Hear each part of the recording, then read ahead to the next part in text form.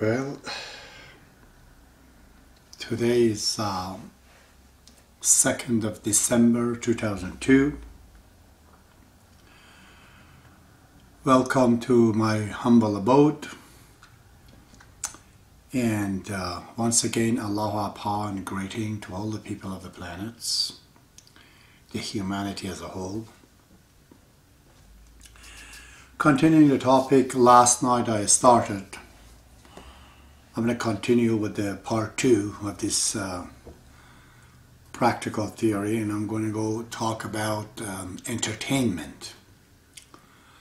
The time that we have for ourselves, the old division that was done to say 8 hours of sleep, 8 hours of work, and 8 hours of entertainment, the time that's private and personal for yourself.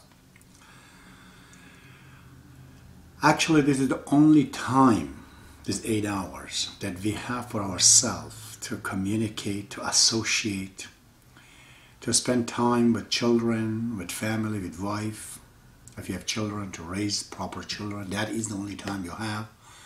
Because if you're working, you're not with them, sleeping, you're not with them. It's the time that you have to raise the children and create that bond between you and them. If you have a wife or husband, it's a great time to continue to improve on the relationship by doing joint efforts, joint project together. And if you're single, it's a good time to link to your mom and dad.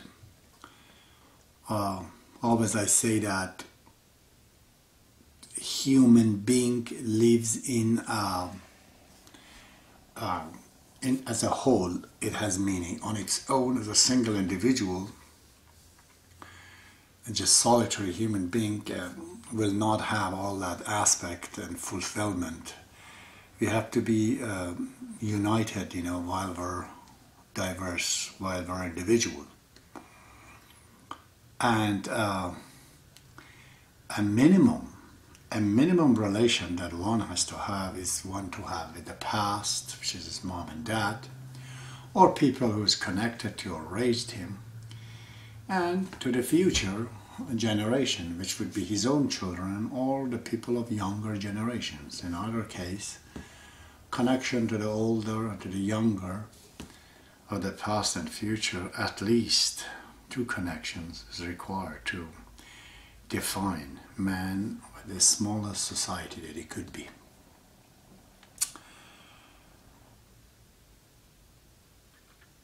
So,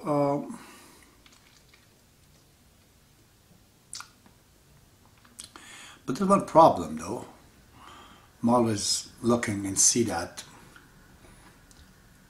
these 8 hours that is we're supposed to do something that we like. Let's say we don't like our job, we have to do it, or we like it, but you're not really enjoying to do it. Most of us are like this. Only quite a few people are fortunate to like what they do, so it's kind of for them as an entertainment as well.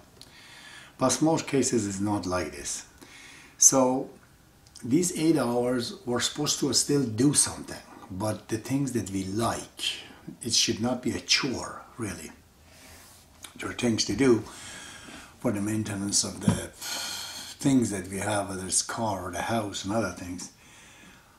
But these 8 hours also is the enemy of a lot of people. This is where lots of people they get into things that are wrong. Because we really don't know what are we enjoying. If we are enjoying good things, is one thing, but what if we do not enjoy good things? So these 8 hours of entertainment or free time, basically, it's a pleasure where now that is going to cause a lot of trouble in the future. When I look at children, and I look at them, and I've done that many times with my own children, when you give them artificial things, toys or whatever, I've seen them, it doesn't take too long before they get tired. But when you put the kid in a natural environment, simple stones, the garden, trees, shrubs, a cat, anything that's natural, that's not superficial, it's not made by man, it's made by nature. Kids, they enjoy that a lot more, and they actually spend more time with it. So this natural entertainment is one of the biggest things if we could put ourselves into it. So I think naturally if we have a physical job, a construction work I do, so it should be, you know, an interval of physicality for my 8 hours of free time to do some, you know, work that does not involve too much of physical power, some mental work, and vice versa. If we have all this behind the table and do our job, we should, I think, to have a physical 8 hours time to just stop this repetitious.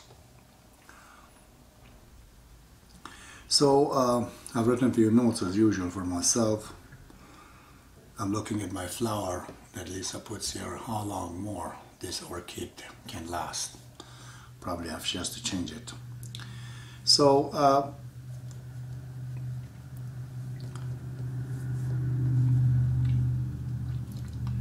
as I was saying that these 8 hours also cause a lot of trouble for people. I've seen people spend their time in casino.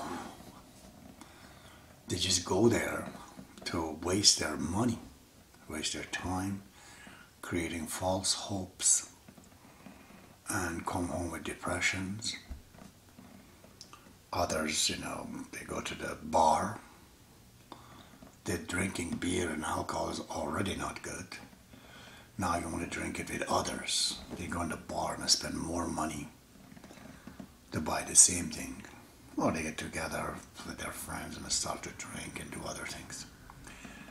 So this is very, very important that we have to know all the pressure that we're getting at the job, the lack of freedom that we feel at the time of work, how to compensate it to get out of that and to do something else. We cannot just do something continuous.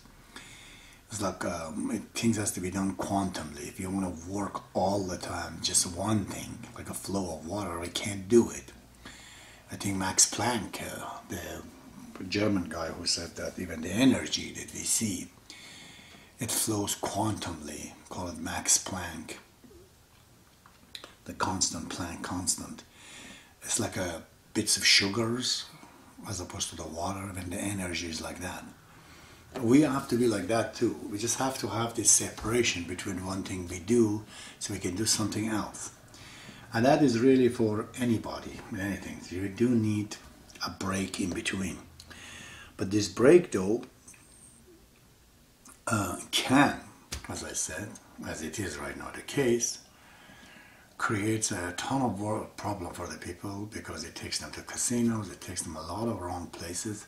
As a result, not only they're not achieving anything, but they're getting more tired physically, mentally, and that seems to be the time to lose your money. It's very, very important that we try to, again, understand ourselves and get out of the situations. If we like things that we know is causing the problem, right there, it's a point that we have to stop it. It's not very difficult. You know what you're doing, immediately the first person is going to tell you that you have done wrong is yourself. And when you're hearing that from yourself, you stop that. Like book reading, for example. That's something good you could do. There's thousands of books, you know, that are out there. How could we be as a person without information in 20th century? We do not know what Einstein said. What's the theory of relativity? In physics, in chemistry, in many things. I've seen the serious books, some series of the books. It's called Books for Dummies and Idiots. I have them. I've read that. They're very good books. They're kind of simple, and one can read those and get information. We have to know what our planet looks like, how many countries are out there. We have to have an idea of the geography of the earth, some idea of the history of the world. Not in detail, but we have to know. If we know nothing about Chinese, culture, or Indians, or Mayans, or Egyptians, we're kind of lost, we're like a person who doesn't know where is he coming from. So we can't be mature. That's history. So geography is the same thing. We have to know how many continents are, how many countries are there, or the great, natural monuments in the world, or the nation, the languages that they speak. About the people, books in that regard could be a study that, personal study along with others would be better, to just get an acquaintance to where we are and what we live. And if your work is mentally good, do sports is the greatest things to do. Although many of these sports should not be done because of that achievement deficit disorder that we have, because we haven't learned how to attract opposite sex, or attract attention of others. We're trying to put big muscles on our body and get extra strength and extra, which to my opinion